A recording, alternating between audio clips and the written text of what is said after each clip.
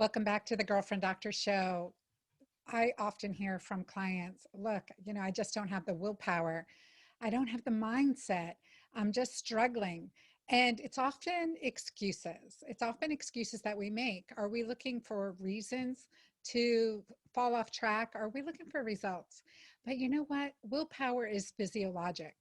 And that is something that I really want to talk about with all of you in my Girlfriend Doctor community, because we blame ourselves for so much that we don't need to. When we understand the psychology and physiology of eating, it can change our lives.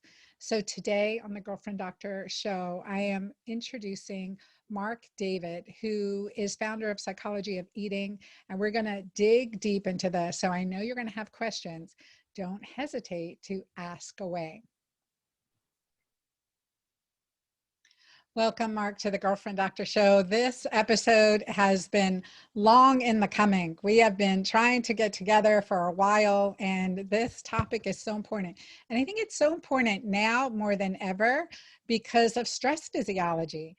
So I've shared a little bit. I want to share a little bit with my audience about you and your background, but tell us what got you started in this. I think like a lot of us, life got me started through my own challenges. I was born into this world sickly and asthmatic and immunocompromised and almost died a handful of times in childhood. And very early on, probably when I was 5 or 6, I discovered nutrition. I started asking my mother to change my diet at a young age, and it worked. I started seeing a result, and nutrition naturally led me into nutrition counseling as a young man. And I quickly noticed that I couldn't really help people unless I understood the mind of the eater, because people would come to me and they would be binge eating or emotional eating or overeating. And I'd tell them what to eat, and they'd come back and say, I know what you told me. I just couldn't do it. So I realized I needed to study eating psychology, and there wasn't any. Really, there wasn't a normal eating psychology. There was eating disorders to look at, but I was wondering, what about the rest of us? So I decided to eventually write the book I wanted to read and create the course I wish I could have taken. And it has been gangbusters, right? It has been gangbusters, and your work is translated into over a dozen languages. You've reached worldwide recognition in this area and are the #1 sought after expert in this area. So congratulations. Thanks for turning your mess into your message. Thanks, Dr. Anna. I feel very lucky. I feel very blessed. I'm glad to be doing what I do. Well, and let's talk about like where does someone get started? How do they know it's psychology versus biology?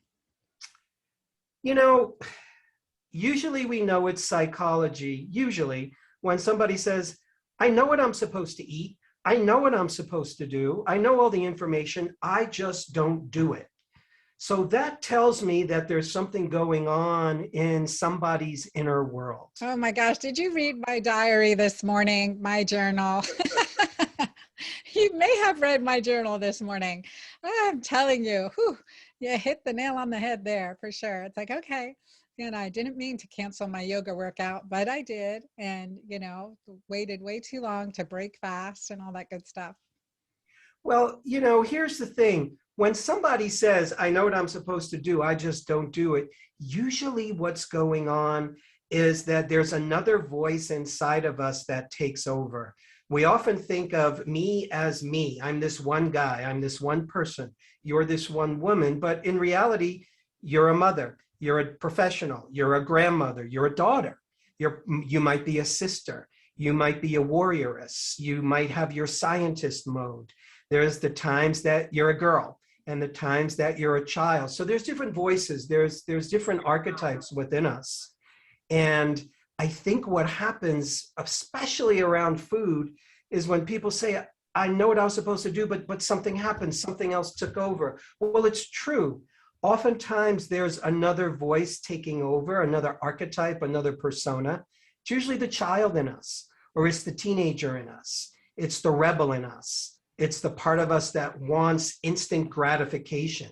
So you could be on it as a professional, and you could be totally just have your act together when it comes to, let's say, being a mom. But when it comes to food, we might be a 7-year-old or a 12-year-old. And that's the persona in us that's making the choices. And I think when you say the rebel, like, I know what I have to do, but I don't want to be told to do it. I don't want to, like, how do you decipher, like, who is that inner child, right? The subconscious, 95% of the time we're acting on our subconscious, right? Mm-hmm. I think it's curiosity. I think it's just being willing to ask questions. It's just being willing to notice, oh, this is me.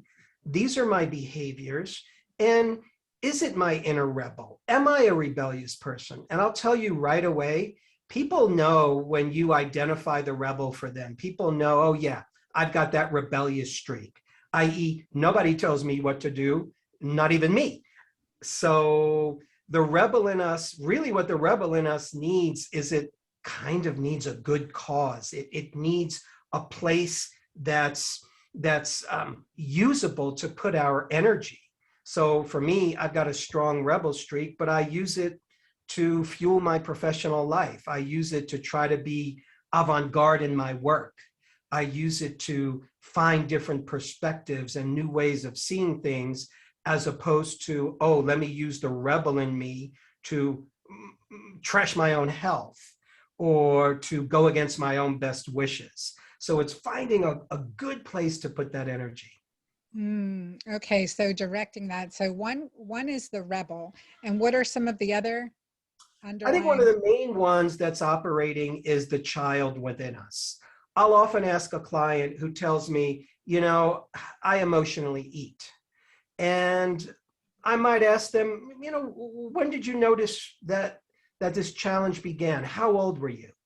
And usually the person thinks a moment and they say, oh yeah, I remember I was, and they'll fill in the blank. I was 7 years old, I was 8, I was 12 years old, such and such thing was happening at school. I was being bullied, or my mom said I was getting chubby. And then all of a sudden I found myself reaching for food, for comfort, for boredom. And if you can just notice, when did it first start for me? There's a good chance that that's the young person that we are invoking oftentimes when we're making food choices that go against their own wishes. So I'll ask a person, when you're emotionally eating, how old does it feel you are? And I'll ask, it's a playful question. There's no right or wrong answer. And oftentimes people will smile and they'll know right away, because the kid in us smiles. The kid in us wants what it wants when it wants it. The child in us wants immediate gratification.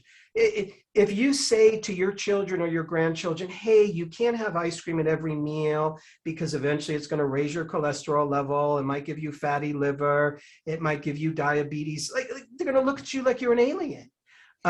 They're not concerned with future consequences. The emotional and psychic development of a 2-year-old, a 5-year-old, a 12-year-old even, isn't thinking of future consequences. And it's probably not till our teens sometime that that concept becomes more viable. And when it comes to food, food is such a reliable symbolic substitute. Food gives us the thing we want that we can't have in the moment. So if I can't feel good about myself in the moment, if I can't feel happiness, pleasure, nourishment, fun in my life, what do? Reach for food. Because in the moment, food gives me instant gratification. I feel good. Food is instant pleasure. Well, and isn't it true, like the distension of our stomach increases oxytocin? So the hormone of love bonding and pleasure and connection. Yes. So we can binge to get that hit, or we can eat to get that hit. And the same thing, we find that fasting and feasting gives us that hit. Marc, Laura from my Facebook community, she wrote in and she goes, Dr. Anna, how do I combat eating when I am anxious or bored? How do I Emotional combat part. eating when I'm anxious or bored? Great question. I would want to, here's what I would say. First of all, let's reframe the question. Let's not fight eating. Let's not combat eating, because anytime you're combating yourself or fighting yourself, who's going to win? It's sort of like one hand fighting the other. So a lot of times it's the question that we ask and how we use language that helps determine the outcome. So part of it is saying, how do I make a better choice when I'm feeling, let's say, boredom?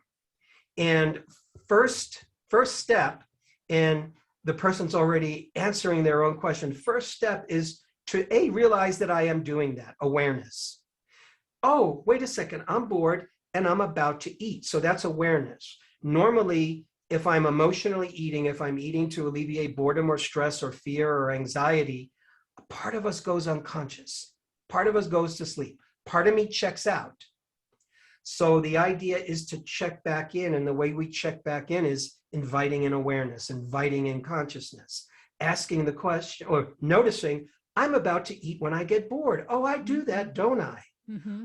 Mm-hmm. What else? There's the question. What else can I do in this moment? It might be helpful to write down an inventory. As soon as you finish listening to this conversation, write an inventory of everything other than food that helps you feel engaged or relaxed or pleasured or nourished. Everything in life, persons, places, things, thoughts, experiences, listening to music, stretching, speaking to a friend, watching cute animal videos, whatever it is. And there's your list, there's your inventory, there's your menu of things you can turn to when normally I would reach for food when I'm bored or when I'm anxious. Here's your list of what else. So it's introducing consciousness, because oftentimes the habit called I eat when I'm bored, it's automatic. It just does itself. You don't have to wake up in the morning and say, I really need to strengthen my emotional eating habit. Such habits tend to be automatic. They do themselves. They're unconscious. So in order to change any unconscious habit, once again, we just need to bring in consciousness, turn on the lights a little bit. Well, and I think like when we are stressed, right, when that cortisol is high, that's got to affect our ghrelin hormone, right, our hunger hormone. It has to be that anxiousness, right? That anxiousness can stimulating cortisol, and cortisol stimulating glucose.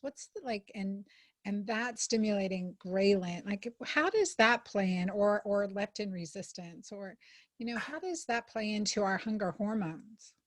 Well, here's what I've noticed, and this is just polling people over the years. And polling people over the years, if I'm speaking to a room of 100 people, how many people here tend to eat more when they're under stress? About 80% of people raise their hands. They eat more when they're under stress. How many people eat less when they're under stress? Yeah, it's about 15 or 20%. And then I'll ask the question, how many people will do one or the other? When you're stressed, you'll either eat more or you won't eat. And it kind of depends somehow. And about 25% of people raise their hands. So I think, I'm not sure what's happening hormonally other than when we're accelerating stress hormone chemistry, when we're accelerating cortisol, we know we're feeling stressed. So cortisol is pumping up my heart rate, my blood pressure.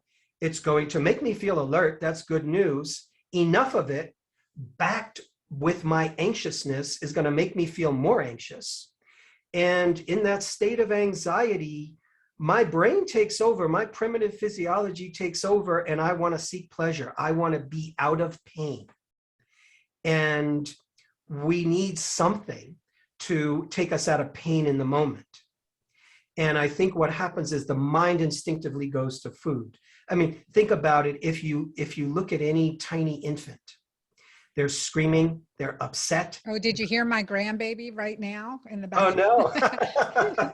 I think that was a good cue. That was intuitive.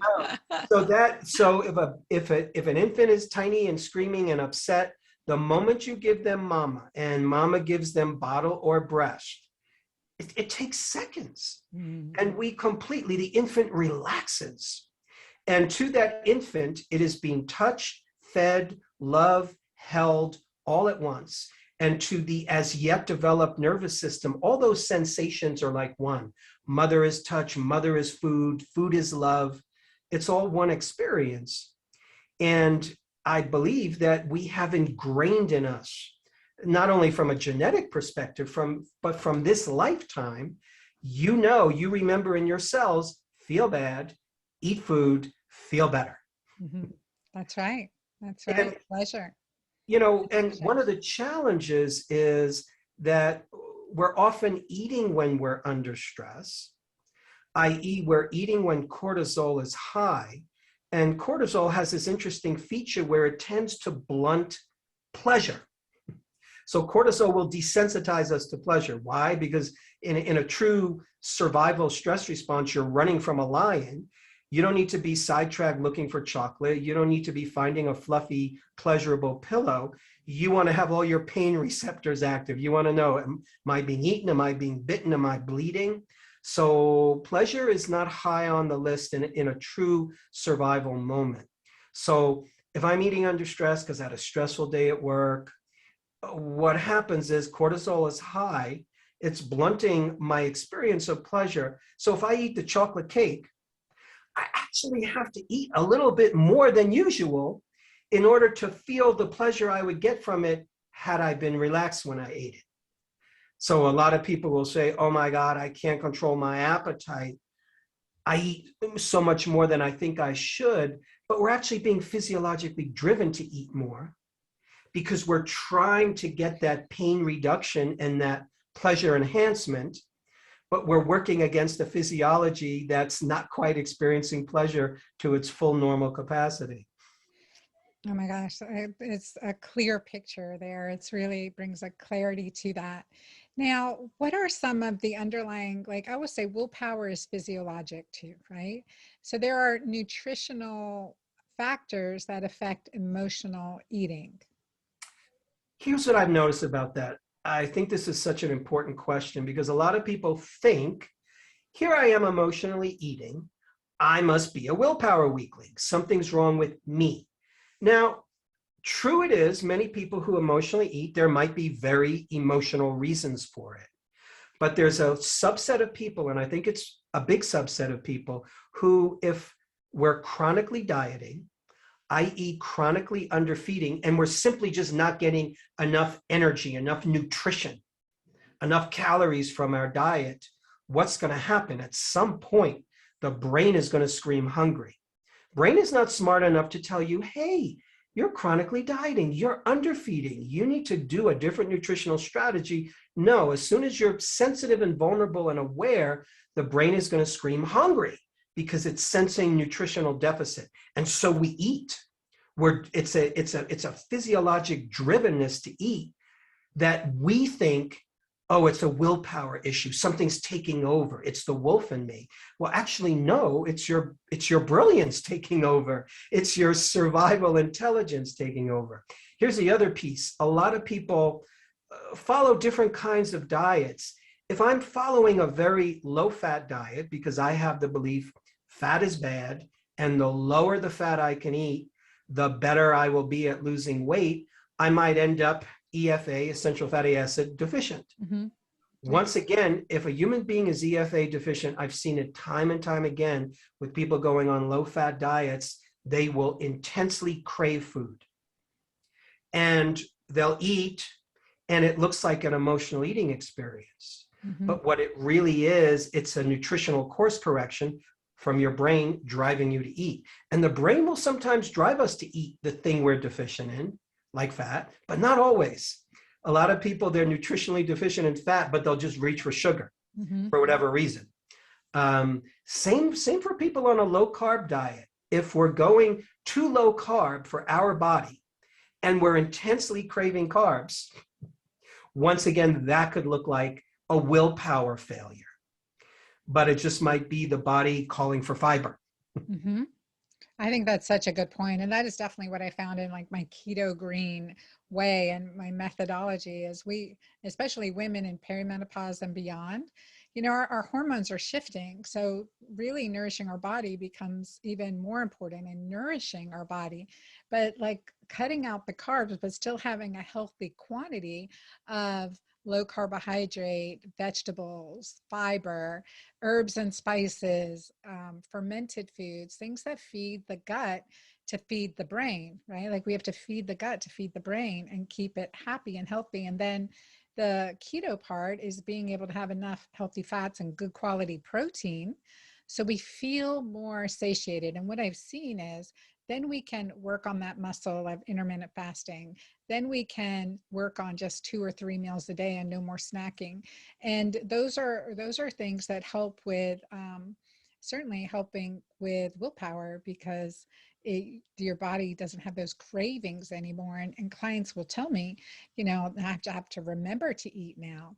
And that becomes a big difference. I mean, I tell you, Mark, I used to go to bed, sleep thinking about food, and wake up thinking about food. I remember over a decade ago, my ex-husband said, "Man, you just think about food all the time."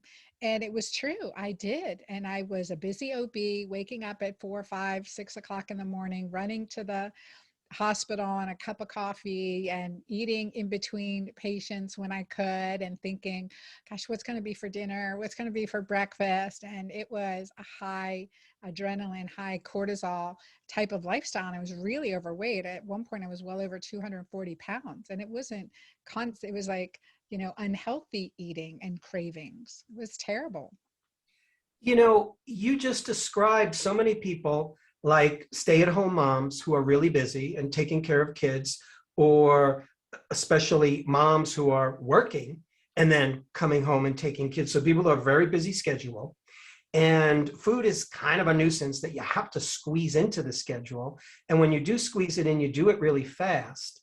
And what's happening is we never truly have an eating experience. So when you were a busy medical student, a busy resident, you don't have the time to sit down and have the human experience called pleasure and nourishment and just a soulful eating experience. That's what tends to separate us out from the animals and from other creatures. Is animals tend to feed. Humans, we eat. We're eaters. We love the culture of eating. And the pleasure and the sensation that we get from food is literally a requirement for us. And when we don't get that pleasure, the sensation, the nourishment, we're going to constantly be thinking about food because we're missing something. We're deficient in an eating experience. First time I went to Europe when I was young, I went to Italy, and I couldn't believe it. Businesses would close down at lunchtime for a few hours, and my Italian friends, we would just hang out for 2 hours eating a meal and sitting around and drinking a glass of wine. And my digestion was so good. I was so happy. My body felt so energized and so amazing. And I realized, oh my goodness, I am missing something profound from my nutritional equation. And it literally has less to do with the food and more to do with my experience of eating. I love that example. We talk about longevity factors, and we'll always talk about red wine as a, with resveratrol, and that's a longevity nutrient or antioxidant. But I'm like, is it the red wine, or is it the table of your friends and family that's, sitting with you and laughing and talking and enjoying each other's company? I mean, that's oxytocin.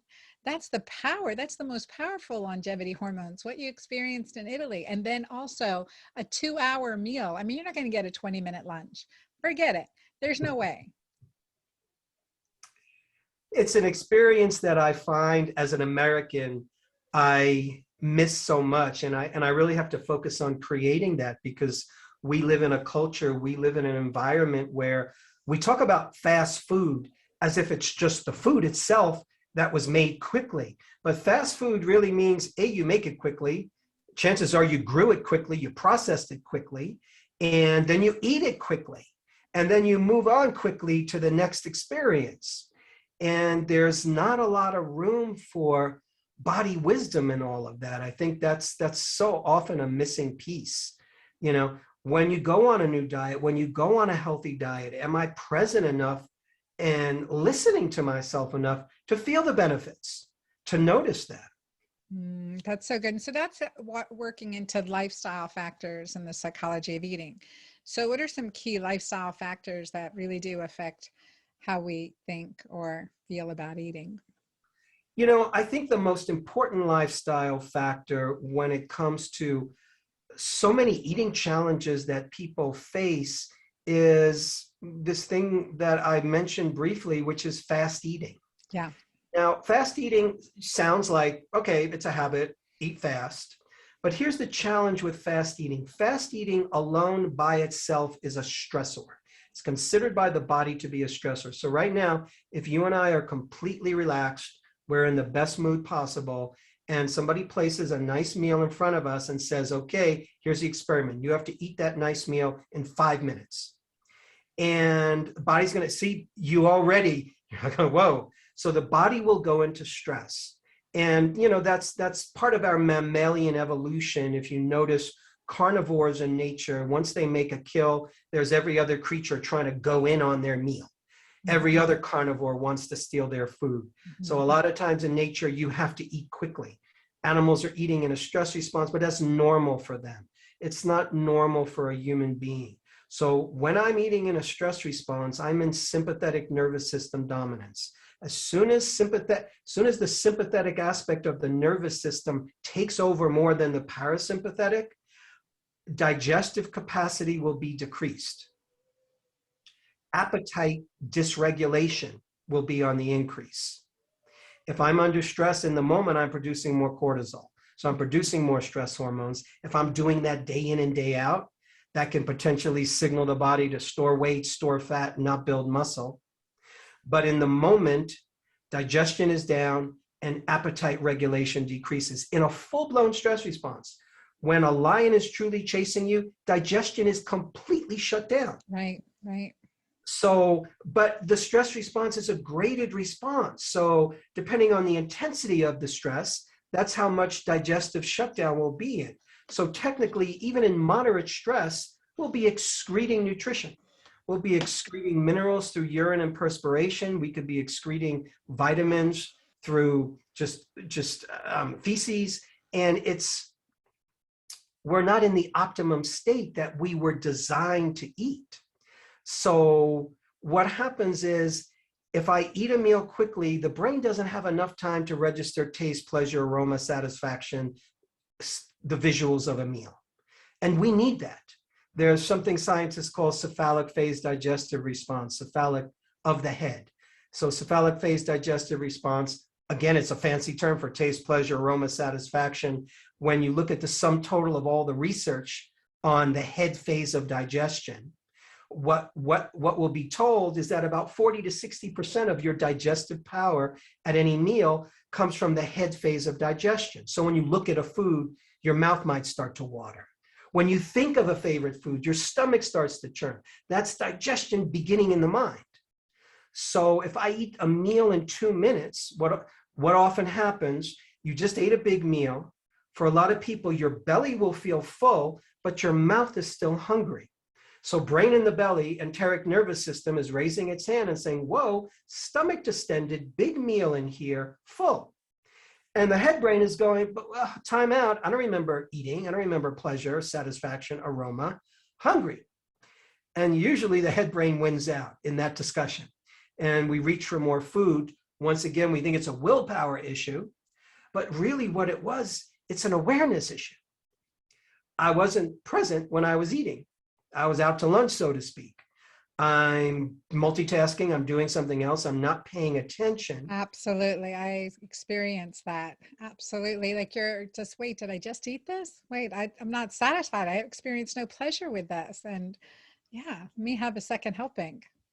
It's no different, I think, from if you're in a conversation with your good friend and you notice that your good friend is distracted, they're on their cell phone, they're texting, they're multitasking, and you're trying to have an intimate conversation. And what's going to happen is if they're not paying attention, you're going to walk away from that conversation dissatisfied. Oh my gosh, I was on a date like that recently. Exactly. Yeah. Yeah. You don't want to repeat that experience on a date. Yeah. That's an easy way to cross somebody off your list. So true. So true. And that, again, that comes to joy and to experience being in the present moment. All right. So now what are some great strategies on how we can understand? Like you had said, awareness, number one, first be aware that it's the anxiety or the anxiousness or the lack of pleasure, or you were just too busy during this meal. So what are some of the strategies that we can do to enhance our, I guess I keep using the word willpower. Is that the right word? I don't think of it as willpower. I think of it more as having the kind of relationship with food where we feel free, we feel natural, our appetite feels natural, and I'm not going against my own instincts by eating more than I think I should be. So for me, we've kind of covered some of the key ones. We've talked about becoming a slow eater, and slow doesn't mean just a speed. Slow means present, aware. Slow means sensual. If you really, most people I talk to and I say, do you like food? Most people say, I love food. Love food. Love it. So I will then say, well, if you love food so much, why do you want to get it over so quickly when you eat? Why do you want to eat a meal fast? That's like me saying, I love sex. I love sex so much. Let's do it in 60 seconds and get it over with. Mm-hmm. No, you want to make it last. You love vacation. You want to make it last. You want a long experience. So when we make the eating experience full and sensuous and enjoyable, we feel more satiated, which means my appetite is naturally regulated. I'm less prone to emotionally eat. I'm less prone to overeat. I'm less prone to binge eat. And all those things will help you modulate your weight and find your natural weight. I think the other thing is to notice, especially for people who find themselves using food emotionally. To me, emotional eating simply means I use food to regulate my emotions. I have unwanted emotions, and I'm using food to make myself feel better. So the question I'm always asking is, what else can I do in this moment? Because there's times I just want to open up the refrigerator and eat something. I don't want to deal with my upset. I don't want to deal with my stress. And sometimes I have to urge myself a little bit. And for me, that's usually, for me, it's listening to music. For me, it's having a conversation with my partner. For me, it's watching sweet, enjoyable animal videos. That's how my system, or it means taking a walk and getting out in nature or doing some deep breathing. So asking yourself what else. Here's the other thing. I find for a lot of people who complain of binge eating or emotional eating or overeating, what's often happening, or people who say they have a sugar addiction or a chocolate addiction, not always, but oftentimes food or sugar or chocolate is the best thing we have going. It's the best pleasure I have in my life. Everything else is kind of stressful. Everything else is, I don't like my job. I'm not satisfied with my relationship life, whether I'm married or in a relationship or single. And I don't have my passions or my hobbies. And then all of a sudden, the best thing in my day is chocolate. And for that person who comes to see me and says, I just eat so much chocolate. And then I look at their life and I find out chocolate's the best thing you have going. I can't take that away from somebody. But what I can ask them to do is, let's start to be in the conversation of making your life more interesting. Like literally, how do we make your life better? How do we make you the best version of you so that we downsize the importance of food as opposed to fighting food? Okay, eat the food. Emotionally, when you eat the chocolate. And at the same time, how do we start creating more intimacy in your life? How do we start creating more passion? How do we create more interests? How do we find a better job for you, a better career, meaningful work, meaningful interactions? Because when people are being fed by the rest of their life, food starts to become less of a need, less of a crutch. And is that also true in people that aren't eating enough? Like just not spending enough time eating? Or is it just true in eating too much or having crutch foods or craving foods? I think it's more true for people who don't eat, who are eating too much, who think they eat too much. Generally speaking, people who aren't eating enough, they're either not paying attention and they're moving really fast, and they're the small percentage of people who don't eat when they're stressed or anxious or moving quickly. So that usually requires a different kind of conversation. Yes, I can imagine that too. And you know what, something that happened with me, and I think we started to talk about this when we had our conversation a couple months back, and it was that when I found out that I was becoming a grandmother, when my daughter had her first positive pregnancy test, it was things shifted for me, and it was like, oh my gosh, I'm going to be a grandmother, and what does that mean? And when the baby was born, I was doing things like, you know, first of all, skipping my workouts, bringing chocolate croissants. My mom was a baker. My mom passed away when my firstborn was only a year and a half old, and I never knew my grandparents. And then, like, it took me a couple months. The baby's only 4.5 months right now, so this is all recent. Like, it took me a couple months to realize, like, oh my gosh, my concept of a grandmother is sick and dead. That's my concept of a grandmother, is sick and dead. And you know, what does that mean? And that, like, for us growing up, I mean, baked goods and food. My mom was a diabetic and she died very, very, you know, young, as a consequence of diabetes. And so it was that realization. And it was like, okay, you know, I was cutting out my workouts. I was buying more carbs. And I, you know, for years, I was really, I mean, 100% keto-green and really working on that. So those French pastries and these delicacies and making these, you know, comfort foods, these foods I think my mom would have made if she was alive. And it just opened my eyes to that. That blew my mind. Where did that come from? I love this conversation. I think what it points to is that our relationship with food connects us to our lineage. And Mhm. I think this is especially true for women. I think it's true for men as well, but I think it's especially true for women because for so many eons of time, women are, first of all, the biological nourishers. So your body is designed to nourish an infant. And then culturally, in so many different cultures, women have been the nourishers, the cooks, and the preparers.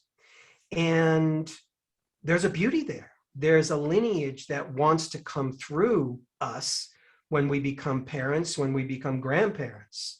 The lineage of your grandparents is now speaking to you, and it's going to speak to you in ways that you can most easily understand. And food connects us, pleasure connects us, nourishment connects us. I find that, you know, both my grandmas made the world's most amazing chicken soup. And every time I have chicken soup, I am transported back in time. And I feel like I'm sitting with my grandmas who were both just incredibly loving and just unconditional. And I'm in bliss. I'm in heaven just from eating a food that Yeah. has an association. So it's just a great way to learn about yourself. And, you know, I would be asking myself, what can I bring from my lineage into this new relationship I have with my granddaughter? Like, what are the good things from the lineage that really want to be brought forth? And what are the new things you want to introduce into that lineage of grandma, grandchild that, you know, is based on all the amazing knowledge and wisdom that you've learned in this lifetime? Yeah, absolutely. And I've had to reframe what being a grandma looks like and feels like, because again, you know, for me it was sick or dead, right? Mhm. And so reframing that. So it's a constant, like, understanding how gosh, how active our subconscious is. It's really become very conscious when I wake up in the morning, is to visualize myself at 70, 80, 90, 120, but doing super fun things, and you know, being lean and dancing and climbing mountains and energetic, to reframe the concept that I've had unknowingly about what a grandma really was. And then again, it doesn't help to search grandma gifts, you know, those little cartoons on the internet. They're terrible. I'm like, oh my gosh, okay, that is just wrong. That is just wrong. You know, and I think one of the, you know, other pieces is like the concept, like I thought about this the other day, because in my keto-green community right now, we're doing one of the plans from Menopause, and we're doing the cleanse plan. So it's all smoothies, liquids. I'm drinking bone broth and having smoothies and really, very, very balanced, and our lemon liver flush and all kinds of good stuff. And I was like, you know what? I just want to have tequila on the rocks or a glass of wine and sit and watch the sunset. And that craving was really strong because that's comforting, that's relaxing. But I'm like, oh, it's going to, like, how much does it interfere with my goal for this 6-day cleanse? It's only 6 days. So I had this battle with myself, and I would love to hear your input on that. How do we stop that battle and, affect, so that we're affecting good health? What an interesting conversation. What I have found is that oftentimes when we go on a cleanse or a fast of any type, it is easier to crave foods from our past. As the body cleans out, memories tend to emerge. And there are memories that are associated with certain foods. If I go on a cleanse, I will start to crave hamburgers from the fast food place that we used to get hamburgers from when I was 10 years old. Otherwise, I never even think about it. So part of it is that fasting and cleansing will bring up memories. And it's not just memories of food. Sometimes fasting and cleansing can cleanse us of unhappy memories. It can start to cleanse us of past hurts or wounds or even traumas. So the cleansing experience is, to me, it's not just a physical one.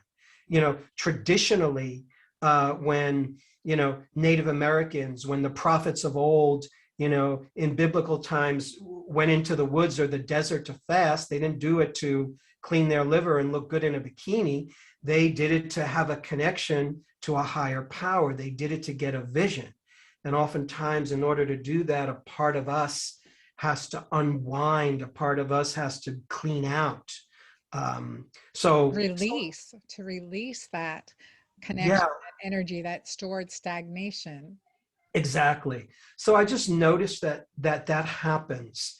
And also, it might be helpful in times of craving to also notice that, yeah, having the tequila and watching the sunset, there is a certain beauty to that. And it's not necessarily wrong or bad. It's just a very powerful association, and it's a powerful memory. And maybe you save that for when you're not on the cleanse. I do. I definitely do. So I think that, and have you noticed any difference in menopause and post-menopause with more psychological issues around eating because of the protective neuropeptide progesterone declining? Yes, I find that's, one of my biggest challenges over the years in seeing clients is working with menopausal women, because when there's weight gain, it's upsetting. And oftentimes the upset takes front and center. So on the one hand, a woman is going through menopause, which is its own experience. Own transformation. Yes. So it's a transformation that's physiologic. It's a transformation that's personal, that's emotional, that's spiritual. So it's a big experience. And if person's gaining weight, oftentimes the weight challenge becomes the overall deity for the experience. And all I'm focusing on is the weight, and all I can see is the weight. And yeah, okay, let's do what we can, for sure. And let's also not miss the importance of this experience. This is a powerful transition. Mm-hmm. Who are you? Who's the person you're becoming? What are you letting go of from the past? Yeah, you're letting go of your childbearing years, but what else are you letting go of? What about your life are you letting go of? What about your past are you letting go of? And what are you embracing into the future? To me, that's ultimately more important than, oh my God, the weight. And again, it's not that the weight isn't important. I just want to make sure it's where it belongs in the pecking order of things.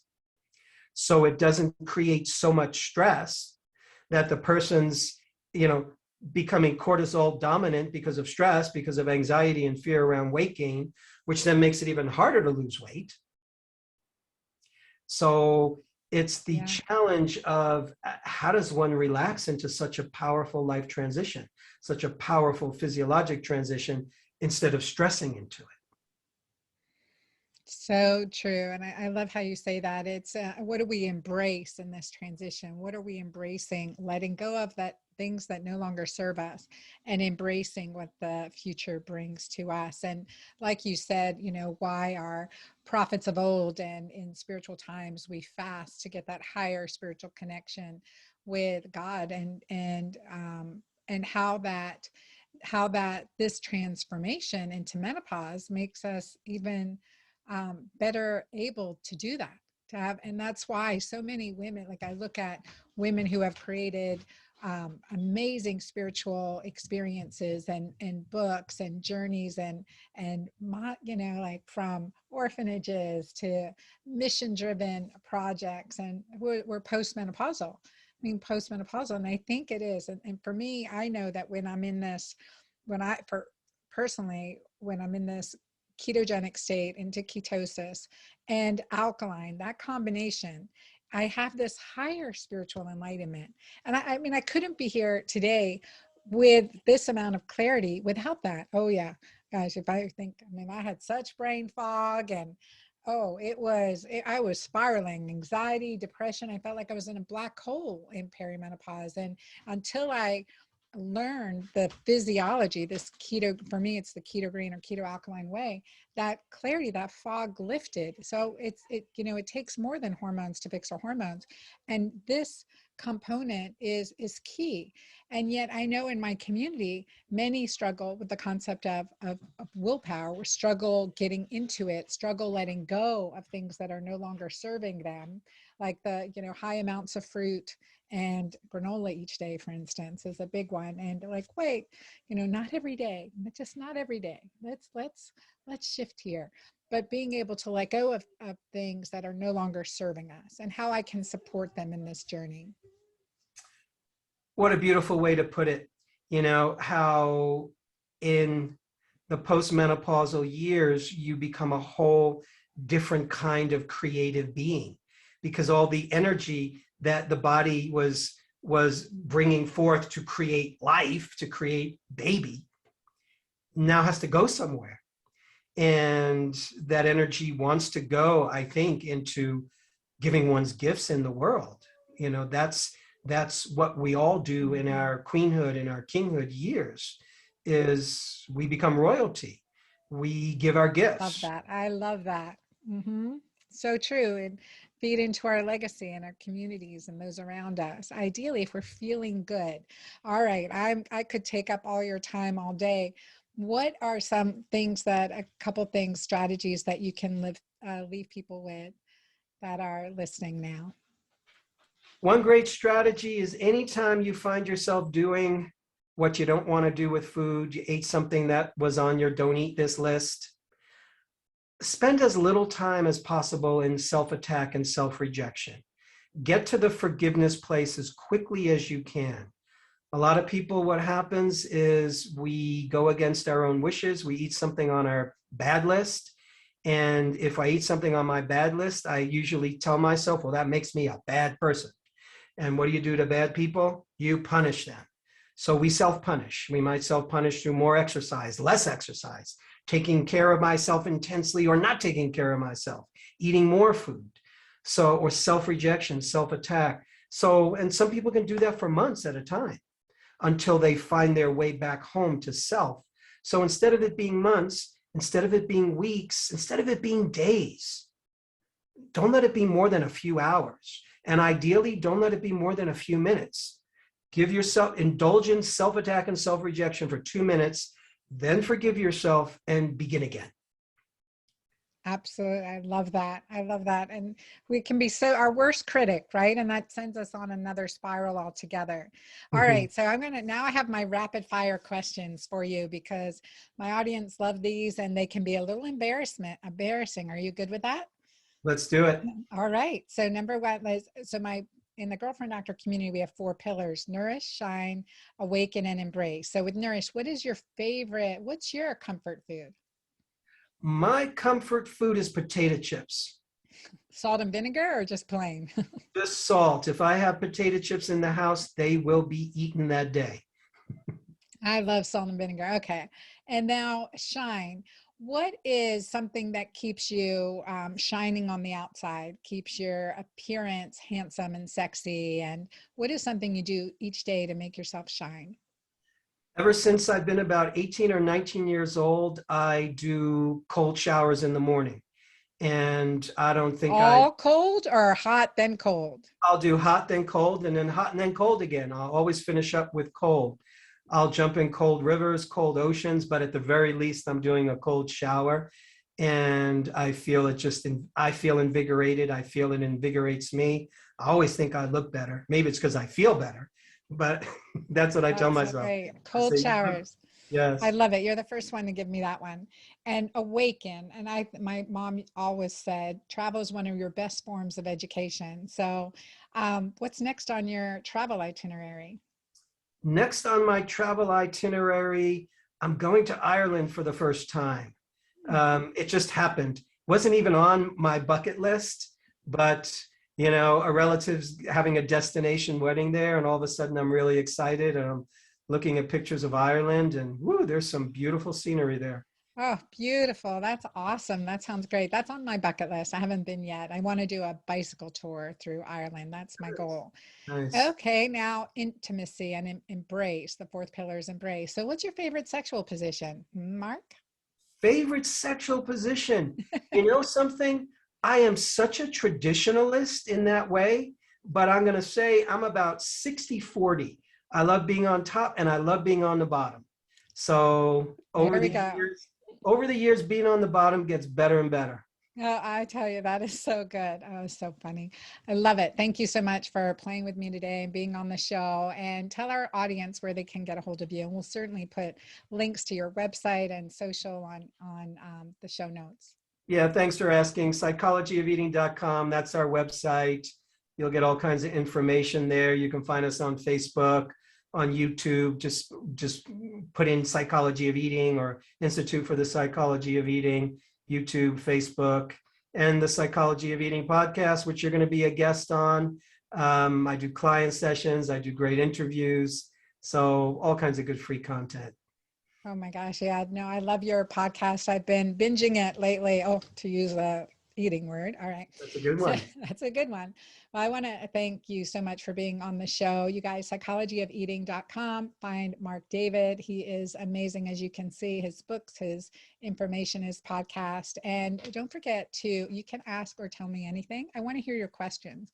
This podcast was curated because of your questions about willpower and eating and cravings and how we can be empowered through this time of our life in menopause and beyond. So I am thrilled to be your girlfriend doctor. Thank you. Don't forget to go to my podcast page and wherever you listen to podcasts and give me your feedback. Give me your 5-star rating. I love it. I love to hear your comments, read what you've written, and encourage you to share this episode. There's someone you know in your life that will really benefit from this. So thank y'all for being here to get today and more next time.